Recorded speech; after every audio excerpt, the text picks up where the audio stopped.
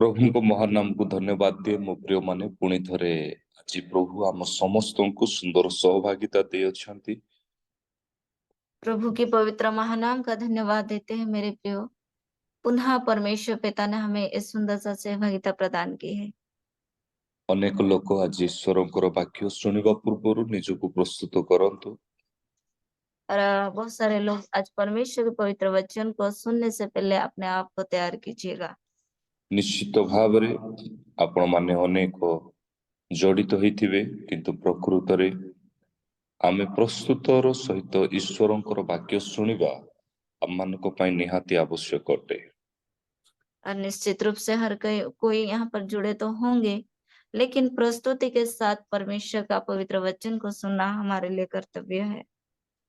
कारण ईश्वरंकर वाक्य आम समस्तଙ୍କ ପାଇଁ बहुत आवश्यक रही आउ जहा अति जरूरी अटे। क्योंकि परमेश्वर का पवित्र वचन हमारे लिए बहुत ही आवश्यक है और बहुत ही जरूरत है। आसंतु आज आम ईश्वरंक वाक्य सुनिबा। आइए मेरे प्रियो, हम आज परमेश्वर के पवित्र वचन को सुने। जहा बाइबल रे अनेक व्यक्ति अनेक स्वर्गदूत ता सहित स्वर्ग राज्य एमिति अनेक विषय को नेकी आनंद करि अछंती। आउ केतेबेले प्रकृत रे मनुष्य आनंद करे, प्रकृत रे स्वर्गर दूत माने आनंद करते और प्रकृत रे प्रभु मध्य आनंदित हुअन्ति। से विषय को नहीं आज आम ईश्वरंक वाक्य सुनिबा। आइए हम आज का वचन को सुने कि स्वर्ग राज्य में बहुत सी व्यक्तियों को लेकर या बहुत सी विषय को लेकर आनंद मनाया जाता है, और मनुष्य भी कब आनंदित होता है उस विषय को आइए हम सुने। मो सहित खोलिबे माथ्यू पुस्तक 2 पर्वर 10 पद पढ़िबे। और मेरे साथ निकालिएगा मत्ती लिखित सुसमाचार 2 अध्याय उसका 10 आयत। से मने तारा देखी महान आनंदरे अतिशय आनंदित हेले।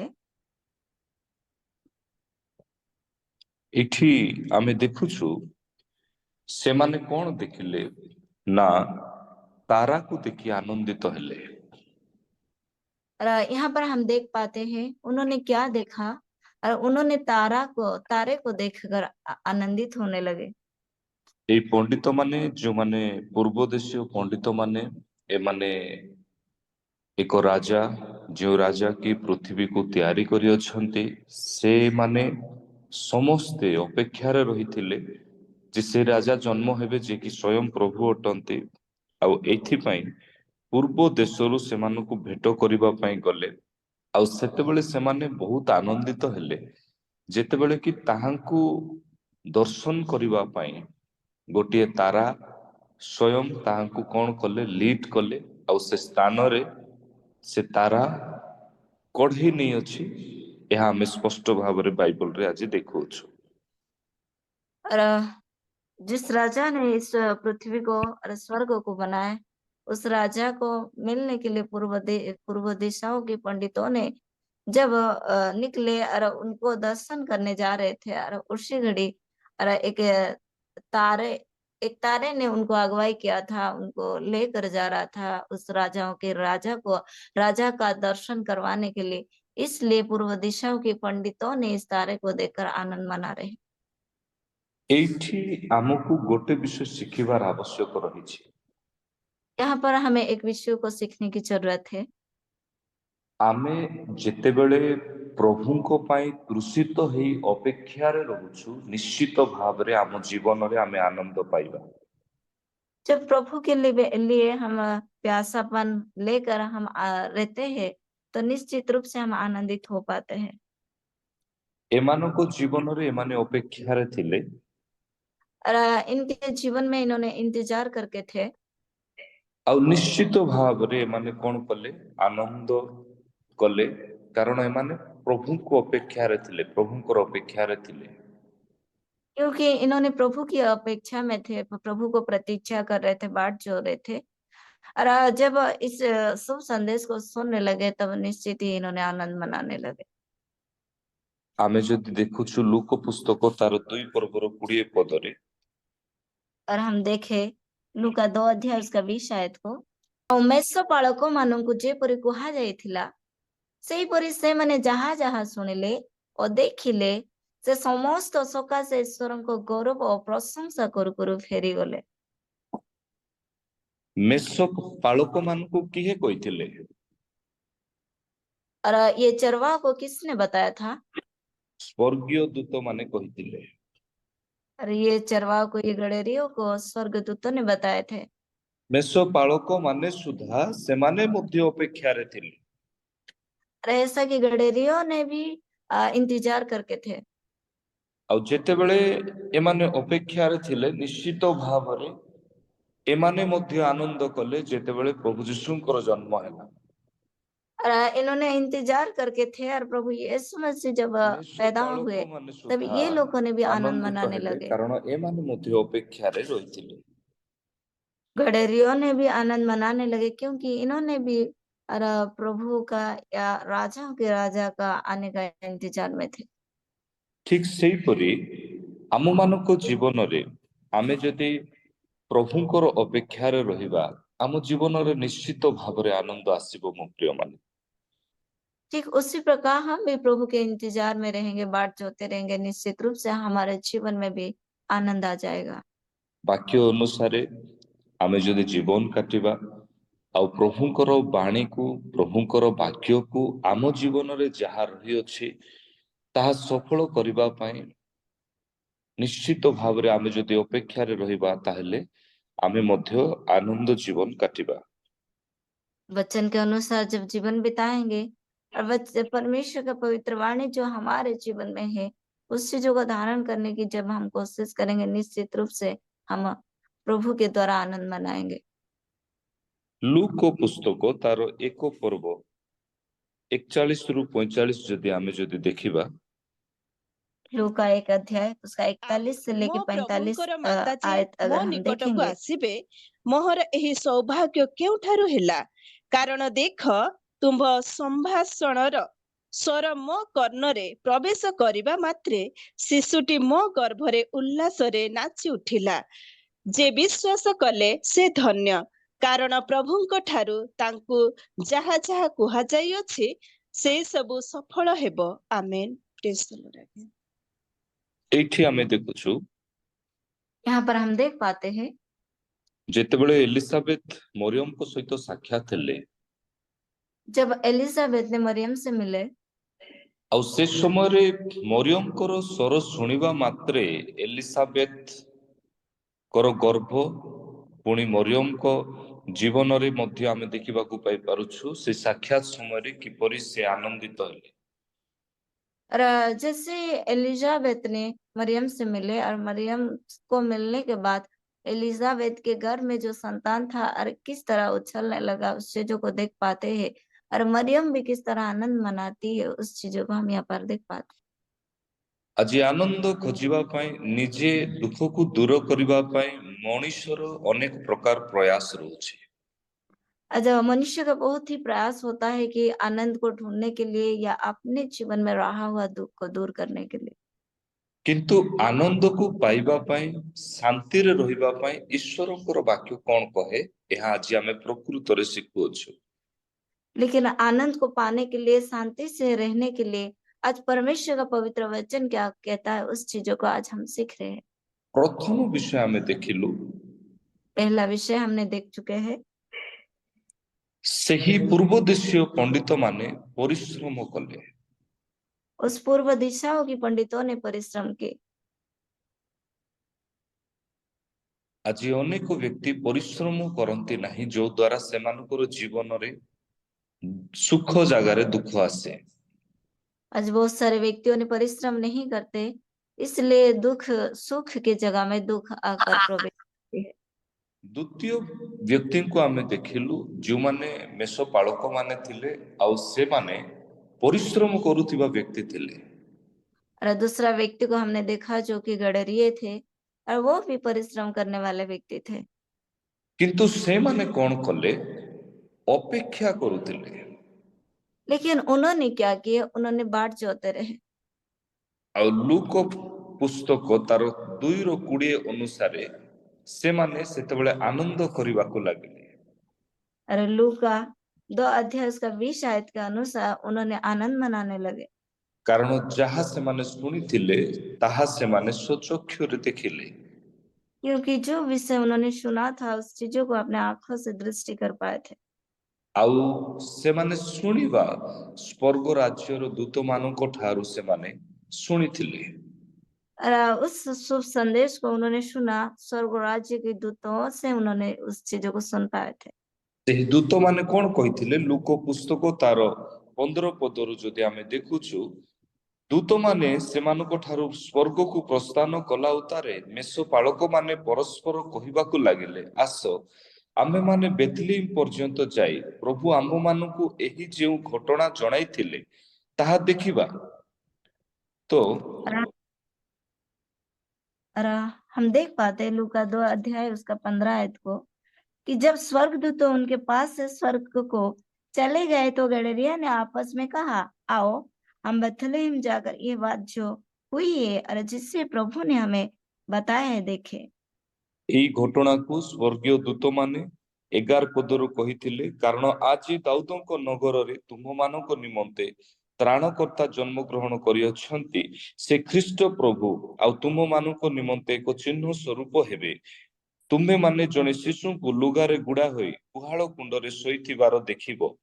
ପୁଣି ଅକସ୍ମାତ୍ ସେଇ ଦୂତଙ୍କ ସାଙ୍ଗରେ ସ୍ୱର୍ଗୀୟ ବାହିନୀର ଗୋଟିଏ ବୃହତ୍ ଦଳ ଉପସ୍ଥିତ ହୋଇ ଈଶ୍ୱରଙ୍କ ସ୍ତବ ଗାନ କରୁ କରୁ କହିଲେ, ଉର୍ଦ୍ଧ୍ୱ ଲୋକରେ ଈଶ୍ୱରଙ୍କର ମହିମା, ପୁଣି ପୃଥିବୀରେ ତାହାଙ୍କ ସନ୍ତୋଷ ପାତ୍ର ମନୁଷ୍ୟମାନଙ୍କ ମଧ୍ୟରେ ଶାନ୍ତି।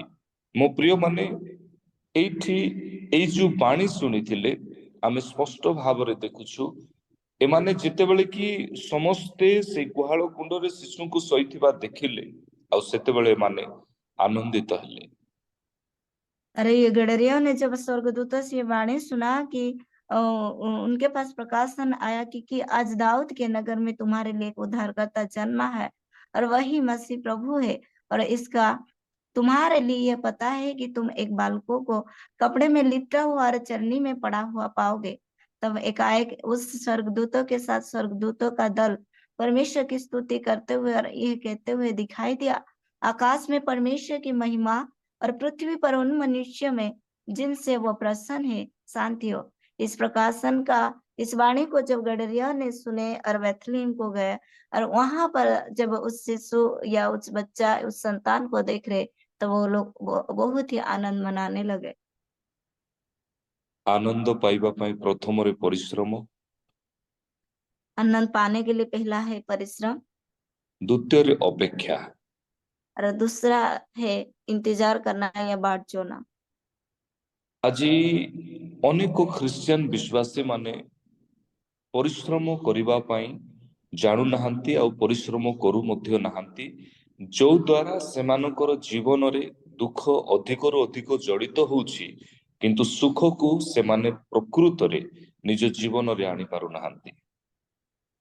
आज बहुत सारे मसीह भाई बहनों ने आज परिश्रम करना नहीं जानते, किस तरह परिश्रम करना हो उस चीजों को ना जानने के कारण बहुत ही मात्रा से अपने जीवन को अपने जीवन में दुख को लेकर आते हैं।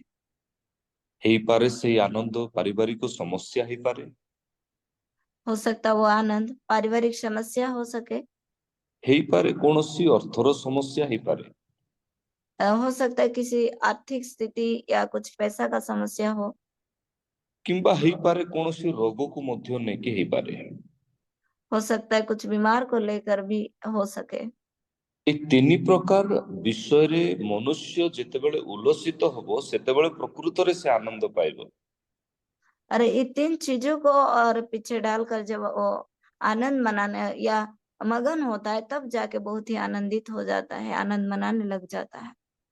ଆମେ ସ୍ପଷ୍ଟ ଭାବରେ ଦେଖିପାରୁଛୁ ଗୋଟିଏ ମା ଯିଏକି ପରିଶ୍ରମ କଲେ, ପ୍ରଭୁ ଯୀଶୁଙ୍କ ପାଖକୁ ଗଲେ, ଆଉ ସେଦିନ ପ୍ରଭୁ ଯୀଶୁଙ୍କ ଠାରୁ ସୁସ୍ଥତା ପାଇବା ପାଇଁ ତାଙ୍କ ସନ୍ତାନଙ୍କ ଜୀବନରେ ସେ ଅପେକ୍ଷା ମଧ୍ୟ କରିଥିଲେ।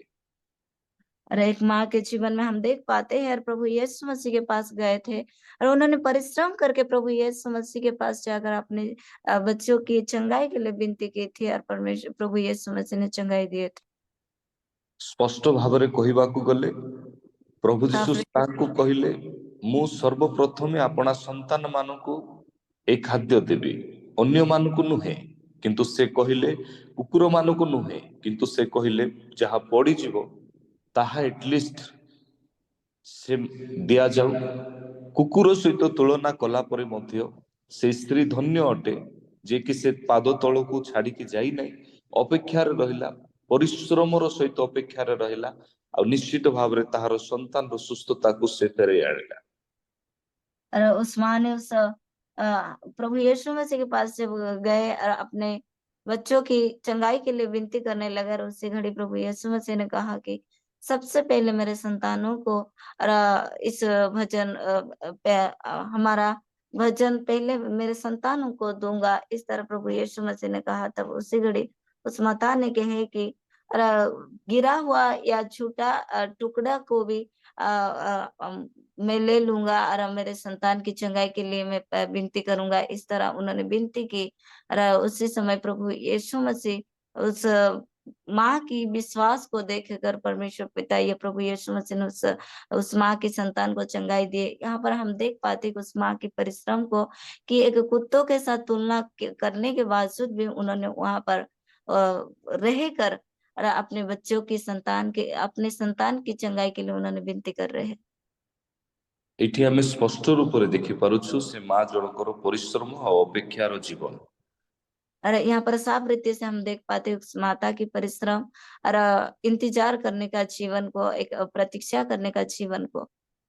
ଥରେ ଆପଣ ଚିନ୍ତା କରନ୍ତୁ, एक बार आप सोच कर देखिएगा, ଆମ ଜୀବନରେ ଯଦି କୌଣସି ଅସୁସ୍ଥତା ରହିଥାଏ, हमारे जीवन में किसी प्रकार की बीमार या अस्वस्थ लगा हुआ रहता है, ତାହେଲେ କଣ ପ୍ରକୃତରେ ଆମେ ପରିଶ୍ରମ କରୁଛୁ ମଣ୍ଡଳୀକୁ ଯିବା ପାଇଁ କିମ୍ବା ସେ ପ୍ରଭୁଙ୍କ ଦାସଙ୍କ ନିକଟକୁ ଯିବା ପାଇଁ?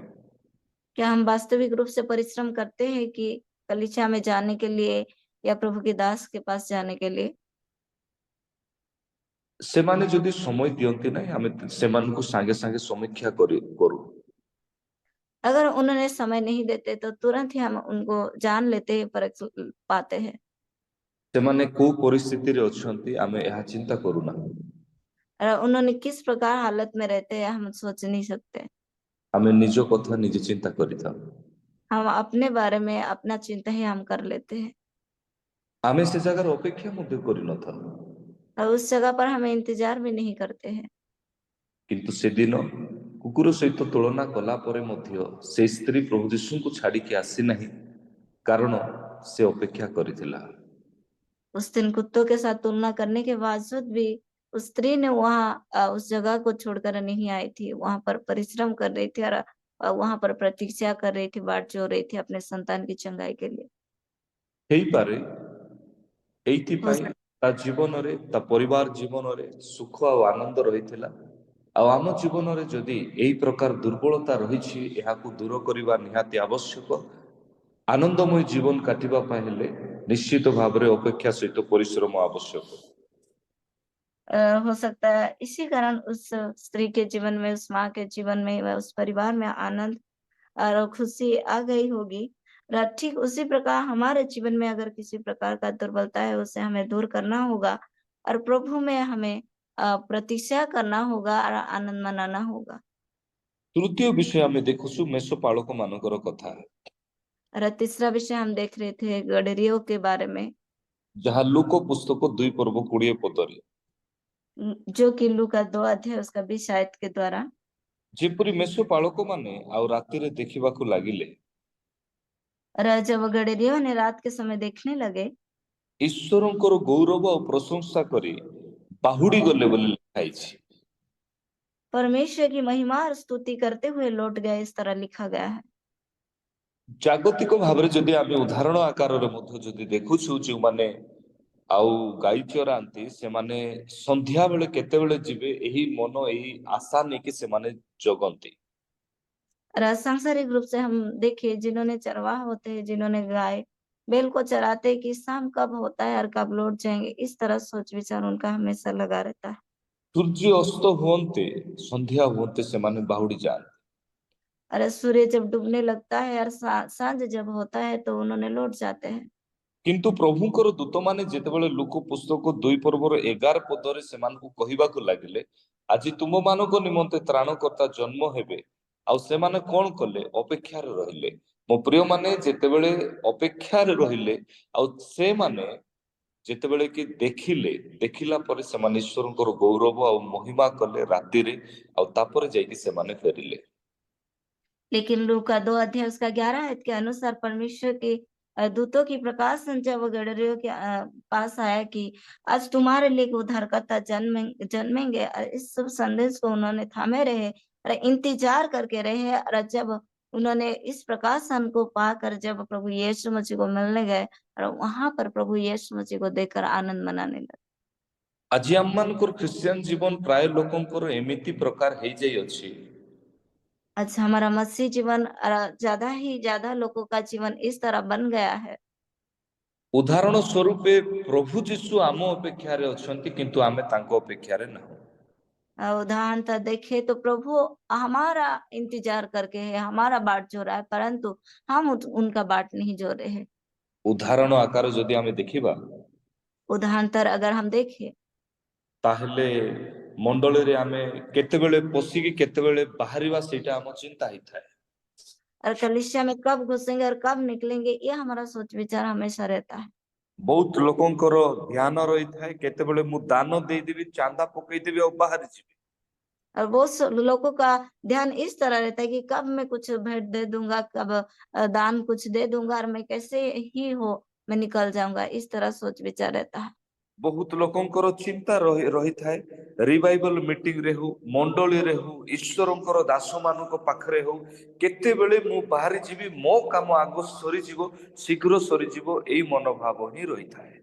और बहुत सारे लोगों का सोच विचार चाहे रिवाइवल मीटिंग में हो, कलीसिया में ही हो, प्रभु के दास दासी के पास भी क्यों ना हो, इस तरह रहता है कि कब मैं जाऊंगा, अंदर घुसूंगा और वहां उपस्थित होगा, थोड़ा बहुत रहेगा और कैसे मैं निकल जाऊंगा, इस तरह उनका सोच विचार रहता है। ଏଇଥିପାଇଁ ପ୍ରଭୁଙ୍କର ବାକ୍ୟ କହେ, ପ୍ରଭୁ ହୃଦୟକୁ ଦେଖନ୍ତି ଆଉ ଆତ୍ମା ମାନଙ୍କୁ ତୌଲନ୍ତି, ମାନେ ମାପନ୍ତି। और इसलिए परमेश्वर पिता की पवित्र वचन कहता है कि परमेश्वर पिता हृदय को निहारता है और आत्माओं को उन्होंने परखता है या मापता है। ଆଜି ସୁସ୍ଥତା ଆମକୁ ଦରକାର, ରିଭାଇଭାଲ ଆମକୁ ଦରକାର, ପ୍ରକାଶନ ଆମକୁ ଦରକାର, ନା ପ୍ରଭୁ ଯୀଶୁଙ୍କୁ ଦରକାର? चंगाई हमें चाहिए, रिवाइवल हमें चाहिए, प्रकाशन हमें चाहिए या हमारा प्रभु को चाहिए? ପ୍ରାୟ ଲୋକମାନେ ଦାନ ପେଡିକୁ ଜଗିଥିବେ, ଦାନ ମୁଣାକୁ ଏମିତି ଦେଇଦେଲେ ମାନେ, ଆଉ ଯେମିତି ମନ୍ଦିରରେ ନାଇକି ଏମିତି କରିକି ନିଆଁକୁ ଏମିତି କରିକି ରିଟର୍ନ ହେଇଯିବେ, ସେମିତି ଚାଲିଲେ। କେତେ ଜଣ ଅଛନ୍ତି, ଓ କେତେବେଳେ ଚର୍ଚ୍ଚ ସରିଯିବ, କେତେବେଳେ ପାଳକ ଆଜ୍ଞା ହାତ ବିସ୍ତାର କରିଦେବେ, ଆଶୀର୍ବାଦ ଦିଆହବ, ଓ ପୁରା ନମ୍ର ହେଇକି ଟମ୍ କରିକି ପଳେଇବେ, आशीर्वाद ନେଇକି पळेइबे। और बहुत सारे लोग इस प्रकार का इंतजार करके रहते हैं कि कब दान का पेड़ी यहाँ पर लाया जाए और दान किस तरह दे हमारा काम खत्म हो गया, इस तरह उनका सोच विचार रहता है। जैसे कि मंदिर में ऐसे आग का जो दान धूप दान लाया जाता है, उसे थोड़ा सा स्पर्श कर लेते हैं और सिर पे हाथ थूक लेते, तो उनको लगता है कि मेरा काम हो गया। ठीक उसी प्रकार उसी इंतजार में रहते हैं। ଗାଁ ଗହଳିରେ ଆପଣ ମାନେ ଦେଖିଥିବେ, गांव में या अंदरूनी एरिया में आप लोग देखते होंगे, ଯେତେବେଳେ ଏ ଉଦାହରଣ ଦେବା ଭଲ ନଥିବ, ଚାଲ ଦେଇ ବି ଦଉଛି, କିଛି ଅସୁବିଧା ନାହିଁ। ଗାଁ ଗହଳିରେ ପ୍ରାୟ ଲୋକଙ୍କୁ ଯେତେବେଳେ କି ସେମାନଙ୍କୁ କିଛି ଆତ୍ମା ପ୍ରଭାବିତ ହୁଅନ୍ତି, ସେମାନେ ଅନେକ ସମୟରୁ ସେମାନେ ଜଗିଥିବେ। ଯେତେବେଳେ ସେମାନେ ଆତ୍ମା ପ୍ରଭାବିତ ହେବେ, ଆଉ ଆତ୍ମା ପ୍ରଭାବିତ ହେଲା ପରେ ସେମାନଙ୍କୁ ସାଙ୍ଗେ ସାଙ୍ଗେ ପଚାରିବେ, ତାପରେ ସେ ଆତ୍ମା କଣ କରିବ? ଛାଡିକି ପଳେଇବ। ଠିକ ସେପରି ଆଜି ଯଦି ଆମେ ଦେଖିବା, ପ୍ରଭୁ ଯୀଶୁଙ୍କର ଅପେକ୍ଷାରେ ଲୋକ ଯଦି ରହିବେ, ଆତ୍ମିକ ଜୀବନର ଅପେକ୍ଷାରେ ଯଦି ଲୋକ ରହିବେ, ତାହେଲେ ନିଶ୍ଚିତ ଭାବରେ ସେମାନଙ୍କ ଜୀବନରେ ଆନନ୍ଦ ଆସିବ। କିନ୍ତୁ ଦୁଃଖର ସହିତ ଯଦି କହିବାକୁ ଗଲେ, ପ୍ରଭୁ ଯୀଶୁ ଆଜି ଲୋକମାନଙ୍କୁ ଅପେକ୍ଷା କରୁଛନ୍ତି, କେତେବେଳେ ଆସିବେ, କେତେବେଳେ ଆସିବେ, ମୋ କଥା କେତେବେଳେ ଶୁଣିବେ? एमती परिस्थिति हो जाइए क्रिश्चियन जीवन प्राय एमती मध्य परिस्थिति हो जाइए मो प्रिय माने यहाँ निश्चित भाव में आम ठीक कर आवश्यक रही अछि। और मेरे प्रिय, आज हमें प्रभु यीशु मसीह को इंतजार करना होगा, परंतु हम इंतजार नहीं करते। और हमारा प्रभु यीशु मसीह हमें इंतजार करता है कि कब मेरे संतान मेरे पास लौट आएगा, लेकिन हम इंतजार नहीं करते। लेकिन जिन्होंने परमेश्वर पिता की बाट जोते हैं, जिन्होंने परमेश्वर पिता को निहारते हैं, निश्चित रूप से आनंद उन्होंने महसूस कर पाते हैं और परमेश्वर पिता में मगन हो पाते हैं। केवल मेष पालक नुहंती, सिर्फ गडरिया ही नहीं, प्रभुंकर शिष्य माने मध्य आनंद करने को लगिले जितेबाला से माने अपेक्षा कले। प्रभु के चेलों ने भी आनंद मनाने लगे जब उन्होंने इंतजार करके थे। आपण जदि देखिबे लुक पुस्तक तार 10 पर्वर 17 पदरे आप लोग अगर देखेंगे लूका 10 अध्याय उसका 17 आयत को, सेतेबेले प्रभुंकर शिष्य माने 70 जन आनंद करने को लगिले। और उस समय प्रभु के चेलों ने लगभग 70 जन आनंद मनाने लगे। पढ़ंतु कौन लिखा जाए? ଏଥିଉତ୍ତରେ ସେଇ 70 ଜଣ ବାହୁଡ଼ି ଆସି ଆନନ୍ଦରେ କହିଲେ, ପ୍ରଭୁ, ଭୂତମାନେ ସୁଦ୍ଧା ଆପଣଙ୍କ ନାମରେ ଆମ୍ଭମାନଙ୍କ ବଶୀଭୂତ ଅଟନ୍ତି। ଆମେନ୍। सेतेबेले 70 जन शिष्य माने मध्य आनंद करने को लगिले। और उस घड़ी 70 चेलों ने भी आनंद मनाने लगे। केतेबेले? और कब? जेतेबेले के माने अपेक्षा रे थिले आम दुई प्रभु निश्चित भाव में कार्य करिवे। इन्होंने जब इंतजार करके थे, प्रतीक्षा करके थे कि हमारे द्वारा परमेश्वर प्रभु निश्चित रूप से कार्य करेंगे। और ताहा मध्य आत्मिक शक्ति को नहीं की, और वो भी आत्मिक सामर्थ्य, आत्मिक शक्ति को लेकर। मो प्रिय माने, मेरे प्रियो, प्रभु केतेबेले आनंदित हुअन्ति? प्रभु कब आनंदित होते हैं? आमे वाक्य रे सुनुथिलु, हम वचन के दौरान सुन रहे थे, जेतेबेले प्रभुंकर योजना सफल हुए मनुष्य मानक मध्य रे, जब प्रभु की योजना मनुष्य के मध्य में सफल होता है। उदाहरण आकार रे यदि आमे देखिबा, उदाहरण तर अगर हम देखें, निश्चित भाव रे जने पितांकर दुई पुत्र थिले। और एक पिता का 2 पुत्र थे। गोटे पुओ जे सुनिला नाही आउ निज इच्छा अनुसार से कौन कला निजर संपत्तिर अधिकार को मागी से दूर को चली गला। और एक संतान ने, एक पुत्र ने नहीं सुना और अपने संपत्ति का अधिकार को पिता से मांगकर वो दूर देश चला गया था। किंतु से पुओ जेतेबेले फेरुची, लेकिन उस संतान ने, उस पुत्र ने जब लौट रहा है, ताहांकर पिता आनंदित होउछन्ति। उनके पिता आनंद मना रहे हैं। आज थोड़े चिंता करंतु, आप एक बार सोच कर देखिएगा, पंडित माने सुधा परिश्रम कले, और पंडितों ने भी परिश्रम करने लगे, पंडित माने सुधा अपेक्षा रे रहिले, और पंडितों ने भी इंतजार करके, प्रतीक्षा करके थे। मेष पालक माने सुधा परिश्रम सहित अपेक्षा कले, गडरिया ने भी परिश्रम के साथ इंतजार करके थे। निश्चित भाव रे मरियमकर अपेक्षा रे मध्य जिखरी अंकर स्त्री रहिथिले। और निश्चित रूप से मरियम के इंतजार में और जिखरियो की पत्नी एलिजाबेथ ने थे। केवल मेष पालक नुहे प्रभुंकर से 70 जन शिष्य मध्य अपेक्षा रे रहिथिले केतेबेले प्रभु तांको सामर्थ्य की व्यवहार करिवे। सिर्फ गडरिया ही नहीं, और प्रभु यीशु मसीह के 70 जन चेलों ने भी इंतजार करके थे। कब? उन्होंने जब सामर्थ को पाए थे और सामर्थ से भरे हुए थे। लोक मानकर जीवन रे परिवर्तन आनिबा पाई अपेक्षा रे थिले। लोगों के जीवन में परिवर्तन को लेकर आने के लिए उन्होंने इंतजार करके थे। ए मानको जीवन रे ए मानकर अपेक्षार फल प्रकृत रे माने पाई अछंती। और इनके जीवन में इन्होंने इंतजार क्या हुआ, फल को निश्चित रूप से उन्होंने प्राप्त किए हैं। आज क्यों विषय रही जहाँकि आपणकर आनंद को प्रकृत रे टाणी की नौछि? आज कौन सा विषय है जो कि वास्तविक आपके जीवन में रहा हुआ आनंद को खींच लेता है? या दुखर विषय। और ये सबसे बड़ी दुख की बात है। ईश्वरंकर वाक्य विरोध रे ଆମେ ଯାଉଛୁ ଏହା ମଧ୍ୟ ଦୁଃଖର ବିଷୟ। हम परमेश्वर के पवित्र वचन के खिलाफ उठ रहे, ये भी बहुत ही बड़ी दुख की बात है। ଆମେ ଗୋଟେ ବାକ୍ୟ ଶୁଣୁଥିଲୁ ମାଥ୍ୟୁ ପୁସ୍ତକରେ, हम एक वचन को सुन रहे थे मत्ती लिखित सुसमाचार के द्वारा, ସେଇଠି ଗୋଟେ ସୁନ୍ଦର ବିଷୟ ଲେଖା ଯାଇଥିଲା। और वहां पर एक सुंदर विषय लिखा गया है। ମାଥ୍ୟୁ ପୁସ୍ତକ मत्ती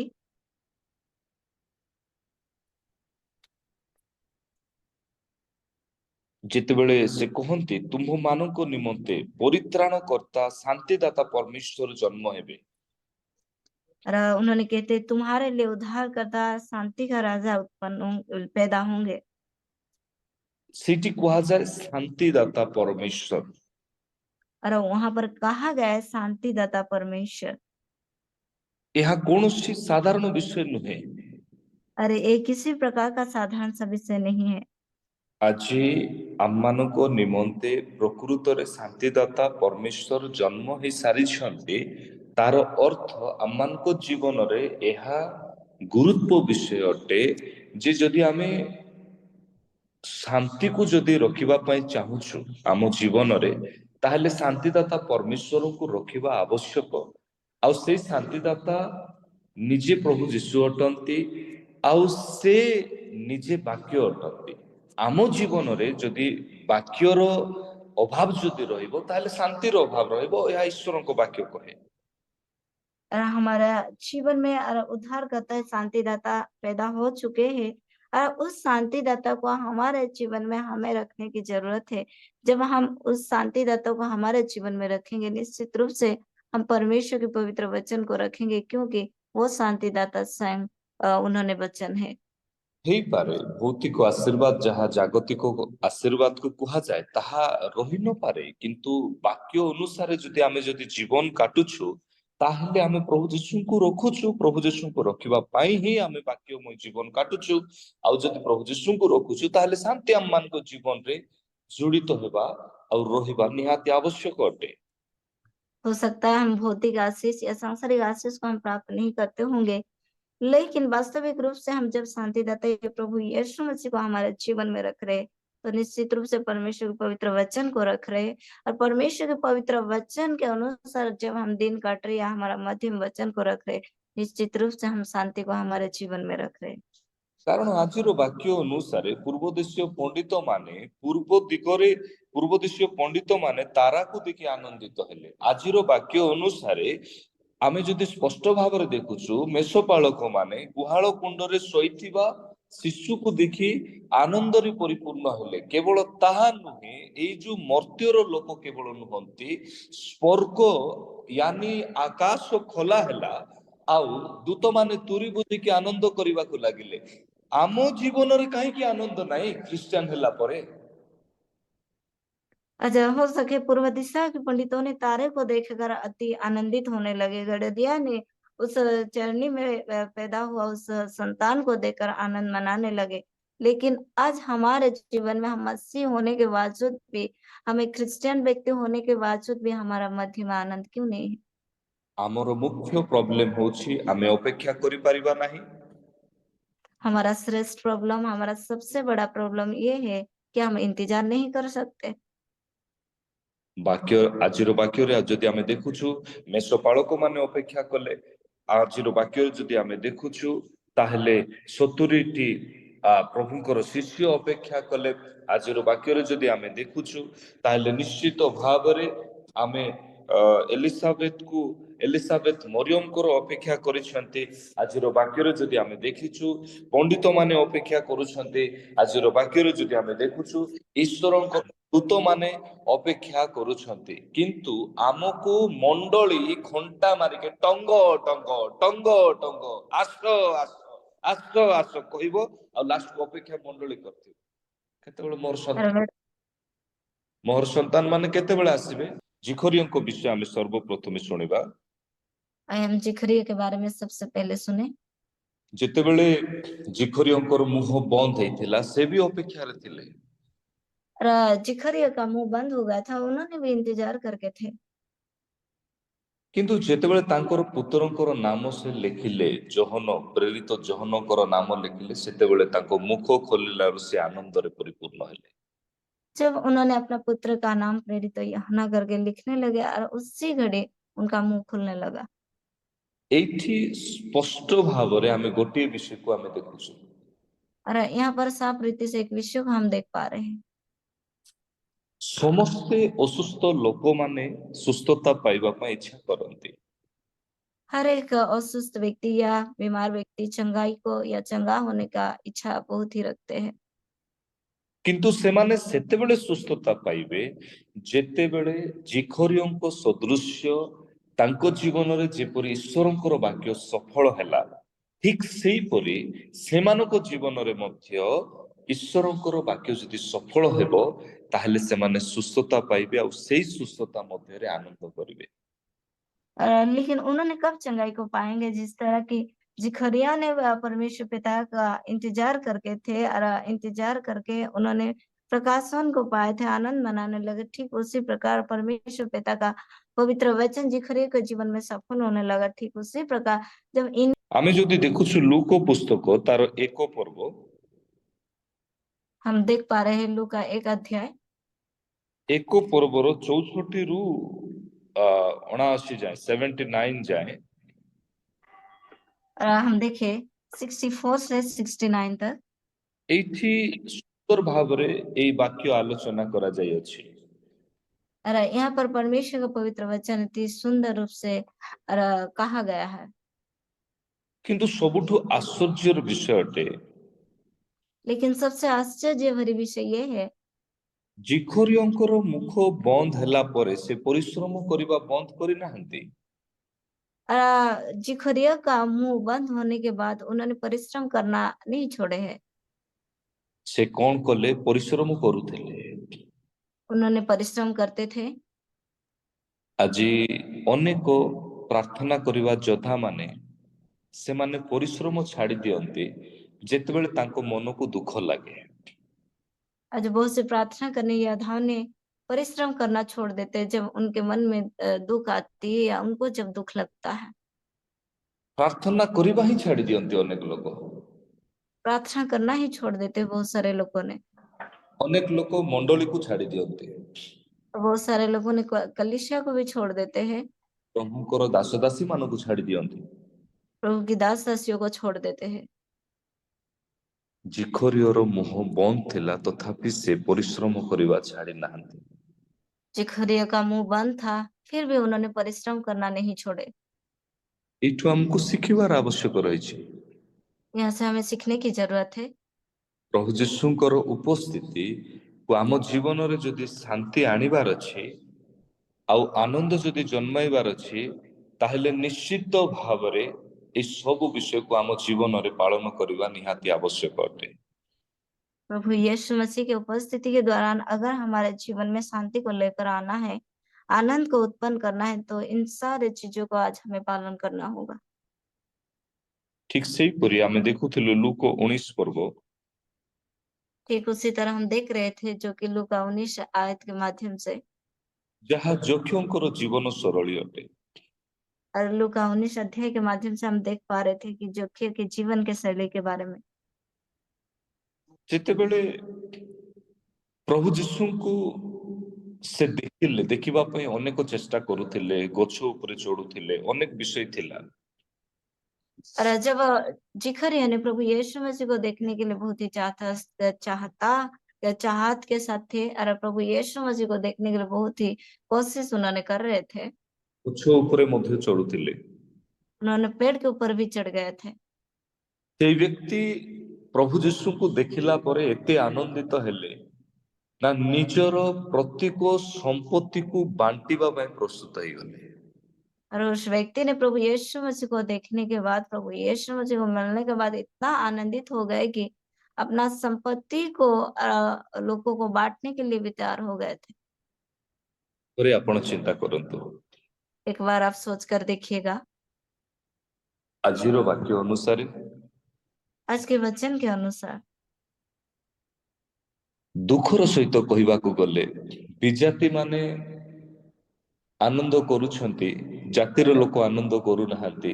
ବିଜାତି ମାନେ ଜାଗତିକ ଅଟନ୍ତି ଅନେକ ଲୋକ, କିନ୍ତୁ ଆମ ଲୋକମାନେ ଦୁଃଖ ପ୍ରକାଶ କରୁଛନ୍ତି ଏମିତି ବ୍ୟକ୍ତି ମାନେ ଯେଉଁମାନେ କି ବାକ୍ୟ ଜାଣି ବିଛନ୍ତି, ବାକ୍ୟକୁ ପ୍ରଚାର ବି କରୁଛନ୍ତି, ତଥାପି ତାଙ୍କ ମାଇଣ୍ଡରେ କାହିଁକି ଇରିଟେଟ ରହୁଛି, କାହିଁକି ଅସନ୍ତୁଷ୍ଟ ରହୁଛି, କାହିଁକି ଡିପ୍ରେସନ ରହୁଛି, ଏହା ଆଜିର ବାକ୍ୟ ଅନୁସାରେ ନିଜକୁ ଆମେ ସମୀକ୍ଷା କରିବା ନିହାତି ଆବଶ୍ୟକ ଅଟେ। अच्छा, अन्य जातियों को भाई बहनों ने बहुत ही आनंद मनाते हैं, आनंदित रहते हैं, उन्होंने प्रभु परमेश्वर पिता को ना जानने के बावजूद भी। परंतु हमारे लोगों ने जो प्रभु को जानते हैं, परमेश्वर की पवित्र कलाम को प्रचार करते हैं, परमेश्वर पिता के निकट उन्होंने प्रार्थना में भी रहते, परंतु उन्होंने आज आनंदित क्यों नहीं रह पाते? उनके अंदर इरिटेट का स्पिरिट क्यों काम करता है?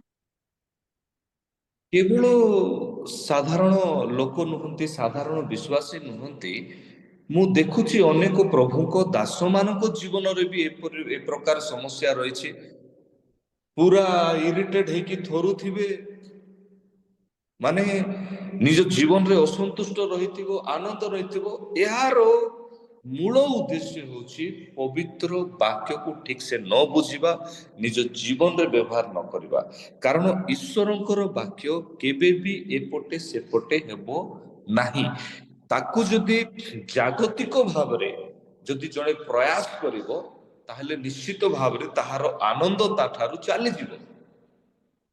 और मेरे प्रिय, सिर्फ विश्वासी ही नहीं है, लेकिन बहुत सारे दास-दासियों ने भी है, और जिन्होंने कि अपने जीवन को लेकर असंतुष्टि महसूस करते हैं या अपने जीवन में इरिटेट ज्यादा ही होते हैं। इस प्रकार दास-दासियों ने है, इसलिए है क्योंकि उन्होंने परमेश्वर की पवित्र वचन को अच्छा से नहीं समझते, या अच्छी तरह से उन्होंने परमेश्वर के पवित्र वचन को अपने जीवन में इस्तेमाल नहीं करते। इसलिए अपने जीवन को लेकर उन्होंने बहुत ही मात्रा से असंतुष्टि होते हैं। ଆଜିର ବାକ୍ୟ ଅନୁସାରେ ଈଶ୍ୱରଙ୍କର ଲୋକମାନେ ଆନନ୍ଦ କରିବା ଆବଶ୍ୟକ ରହିଅଛି। आज के वचन के अनुसार परमेश्वर की पवित्र जन आज आनंद मनाने की जरूरत है। ଆଉ ଆନନ୍ଦ କରିବା ପାଇଁ ନିଶ୍ଚିତ ଭାବରେ ମୋ ପ୍ରିୟ ମାନେ ଆମେ ଈଶ୍ୱରଙ୍କର ବାକ୍ୟକୁ ବୁଝିବା ସହିତ ପାଳନ କରିବା ବିଷୟ ରହିଅଛି। आनंदित होने के लिए आज निश्चित रूप से आज के वचन के अनुसार आज परमेश्वर के पवित्र वचन को हमें समझना होगा, और उस वचन के अनुसार जीवन काटना होगा, उस वचन को पालन करना होगा। କେଉଁ ବିଷୟ ପାଳନ କରିବା? और कौन सा विषय को हम पालन करें? ପରିଶ୍ରମର ସହିତ ଅପେକ୍ଷା କରିବା ବିଷୟ। परिश्रम के साथ इंतजार करने का विषय है। ଆଉ ଥରେ କହିବା ପାଇଁ ଇଚ୍ଛା କରେ, ପରିଶ୍ରମର ସହିତ ଅପେକ୍ଷା କରିବା ବିଷୟ। और फिर से मैं कहना चाहता हूँ, परिश्रम के साथ बाट जोते रहना या इंतजार करने का विषय है। ପ୍ରଭୁ ଯୀଶୁ ଦିନେ ଆଶ୍ଚର୍ଯ୍ୟର ବିଷୟ କହିଲେ। प्रभु यीशु मसीह एक दिन एक आश्चर्य भरे विषय को कहने लगे। ଜହନ 15 ପର୍ବର 11 ପଦରେ ସେ କହନ୍ତି, यूहन्ना 15 अध्याय उसका 11 आयत के द्वारा उन्होंने कहते हैं, ମୋର ଆନନ୍ଦ ଯେପରି ତୁମମାନଙ୍କ ଠାରେ ଥାଏ। मेरा आनंद तुम में बने रहे, ଆଉ ତୁମମାନଙ୍କ ଆନନ୍ଦ ଯେପରି ପୂର୍ଣ୍ଣ ହୁଏ, और तुम्हारा आनंद पूरा हो जाए, ଏଥି ନିମନ୍ତେ ମୁଁ ଏ ସମସ୍ତ ତୁମମାନଙ୍କୁ କହିଲି। इसलिए मैंने ये बातें तुमसे कहा। କଣ କହିଲେ ପ୍ରଭୁ? और प्रभु यीशु मसीह ने क्या कहे? ତାଙ୍କ ଆନନ୍ଦକୁ ମନୁଷ୍ୟ ଜୀବନରେ ରଖିବା ପାଇଁ କଣ କହିଲେ? और उनके आनंद को मनुष्य के जीवन में बनाए रखने के लिए उन्होंने क्या कहा? କହିଲେ ମୁଁ ପ୍ରକୃତ ଦ୍ରାକ୍ଷାଲତା, और उन्होंने कहा, मैं वास्तविक दाखलता हूँ, ମୋହର ପିତା କୃଷକ। और मेरा पिता किसान। ମୋ ଠାରେ ଥିବା ଯେକୌଣସି ଶାଖା ଫଳ ନ ଫଳେ ତାହା ସେ କାଟି ପକାନ୍ତି। और मुझ में बना हुआ जिस किसी डाली ने फल नहीं लाता, उसको काट दिया जाएगा।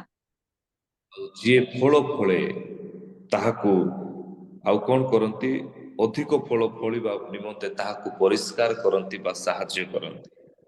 और जिस डालियों ने फल फलता है, ज्यादा ही फल लाने के लिए परिश्रम किया जाता है उसे छाटा जाता है। ମୋ ଠାରେ ରୁହ ସେଥିରେ ମୁଁ ତୁମମାନଙ୍କ ଠାରେ ରହିବି।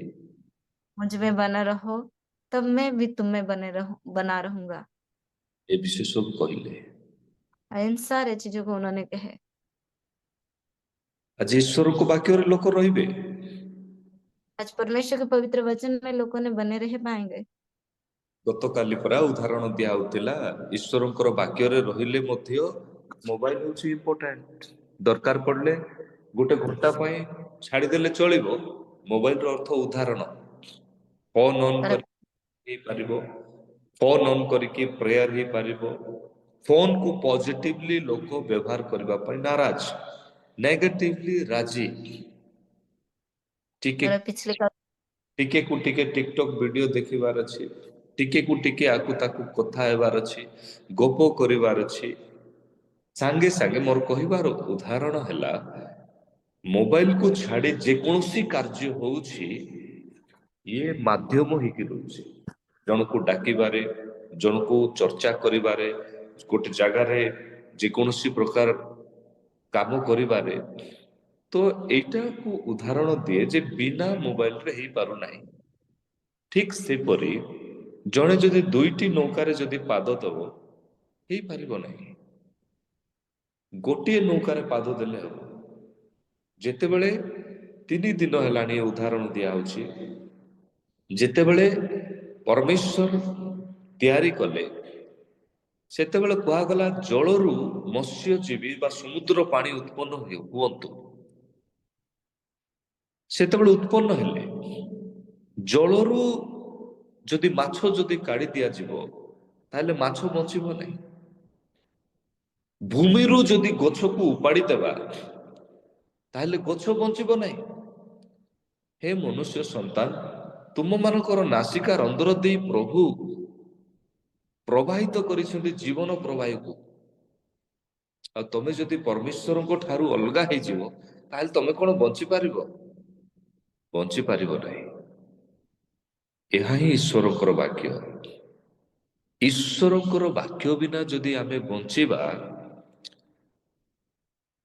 ତାହେଲେ ନିଶ୍ଚିତ ଭାବରେ ଅଶାନ୍ତିରେ ବଞ୍ଚିବା, ଦୁଃଖରେ ବଞ୍ଚିବା, କଷ୍ଟରେ ବଞ୍ଚିବା। ତାହା କୌଣସି ପ୍ରକାର ଇଏ ନାହିଁ। ହେଇପାରେ ମୁଁ ବି ହେଇପାରେ, ହେଇପାରେ ବଡ ଲୋକ ହେଇପାରନ୍ତି, ହେଇପାରେ ଜ୍ଞାନୀ ଲୋକ ହେଇପାରନ୍ତି। ତାହା ସ୍ପଷ୍ଟ ଭାବରେ ଲୋକ ଦେଖିକି ଜାଣିପାରିବେ ଏ ଲୋକଙ୍କ ମଧ୍ୟରେ ଈଶ୍ୱରଙ୍କର ବାକ୍ୟ ନାହିଁ, ସେଇଥିପାଇଁ ଏ ଲୋକ ହଡ ହଡ ଫଡଫଡ ହଉଛି। ଏ ଲୋକଙ୍କୁ ଯଦି ଈଶ୍ୱରଙ୍କର ବାକ୍ୟ ରହିଥାନ୍ତା ତାହେଲେ ସେ ଆନନ୍ଦ କରିଥାନ୍ତା ଈଶ୍ୱରଙ୍କର ବାକ୍ୟକୁ। ଆଜି ଯଦି ଆମେ ଦେଖିବା ଈଶ୍ୱରଙ୍କର ଲୋକମାନଙ୍କୁ ପୁରାତନ ନିୟମରେ ମାନେ ମତେ ଏବେ ବି ଡର ଲାଗୁଛି ଆଉ ଆଶ୍ଚର୍ଯ୍ୟ ଲାଗୁଛି ଆଉ ଈଶ୍ୱରଙ୍କର ମହିମା କରିବା ପାଇଁ ଇଚ୍ଛା ଲାଗୁଛି।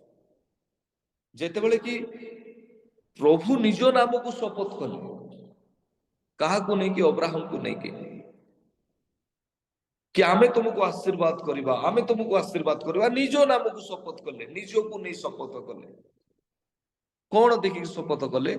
ଅବ୍ରାହମ ଏପରି ଏକ ବ୍ୟକ୍ତି ହେଲେ ଯିଏକି ଈଶ୍ୱରଙ୍କର ବାକ୍ୟକୁ ସେ ପାଳନ କଲେ ଆଉ ନିଜର ସନ୍ତାନ ଇସାକକୁ ବଳି ଦେବା ପାଇଁ ମଧ୍ୟ ପଛେଇଲେ ନାହିଁ। ଏପରି ଏକ ବ୍ୟକ୍ତି ଆଜି ଆମକୁ ଆଶୀର୍ବାଦ ପଳେଇ ଆସୁ, ଆଶୀର୍ବାଦ ପଳେଇ ଆସୁ, ଆନନ୍ଦ ପଳେଇ ଆସୁ, ଶାନ୍ତି ପଳେଇ ଆସୁ। ସାର୍ ଅଫିସ ନମ୍ବରରେ ମୋର ଏଇଟା ଶାନ୍ତି ନାହିଁ, ମୋ ଜୀବନରେ ରୋଗ ଅଛି, ମୋ ଜୀବନରେ ଦୁଃଖ ଅଛି, ମୋ ଜୀବନରେ ସମସ୍ୟା ନାହିଁ, ଯେତେ କଲେ ଠିକ ହେଇପାରୁନାହିଁ। ଆପଣ ଈଶ୍ୱରଙ୍କର ବାକ୍ୟକୁ କରେକ୍ଟଲି ବୁଝି ପାରିନାହାନ୍ତି, ନମ୍ବର 1। ନମ୍ବର 2, ଯଦି ଆପଣ ବୁଝୁଛନ୍ତି ତାହେଲେ ହେଇପାରେ ଆପଣ ଅପେକ୍ଷା କରୁନାହାନ୍ତି, ପରିଶ୍ରମ କରୁନାହାନ୍ତି।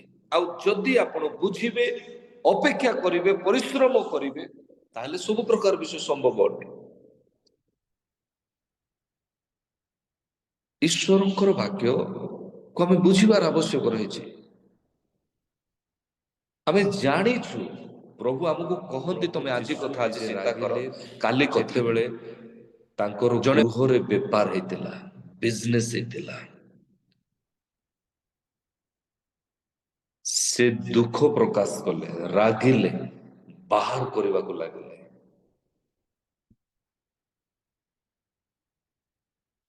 ମୋ ପ୍ରିୟ ମାନେ, ଆଜି ଆମେ ପ୍ରାୟ ଲୋକମାନଙ୍କ ପାଇଁ ପ୍ରାର୍ଥନା କରିବା ଆବଶ୍ୟକ ରହିଛି। ବିଜାତି ମାନେ ତ ଅତି ସହଜରେ ପ୍ରଭୁଙ୍କୁ ଜାଣୁଛନ୍ତି, କିନ୍ତୁ ଦୁଃଖର ବିଷୟ ଜାତିର ଲୋକମାନେ ହଜି ଯାଉଛନ୍ତି। ପ୍ରଥମରେ ଜାଣିବା ପାଇଁ ଚେଷ୍ଟା କରୁନାହାନ୍ତି, ଯାହାକି ପରିଶ୍ରମ ହିଁ ନାହିଁ। ଦ୍ୱିତୀୟରେ ଭ୍ରଷ୍ଟ ଆତ୍ମା କାମ କରୁଛି। ଭ୍ରଷ୍ଟ ଆତ୍ମା କାମ କରୁଛି। ମୁଁ ଚାହେଁ ପ୍ରଭୁଙ୍କର ସନ୍ତାନ ମାନଙ୍କୁ ପ୍ରଭୁ ଭୟଙ୍କର ବ୍ୟବହାର କରନ୍ତୁ। ପ୍ରଭୁ ଆପଣମାନଙ୍କୁ ସମସ୍ତଙ୍କୁ ପ୍ରଚୁର ପରିମାଣରେ ଆଶୀର୍ବାଦ କରନ୍ତୁ। Thank you, God bless you.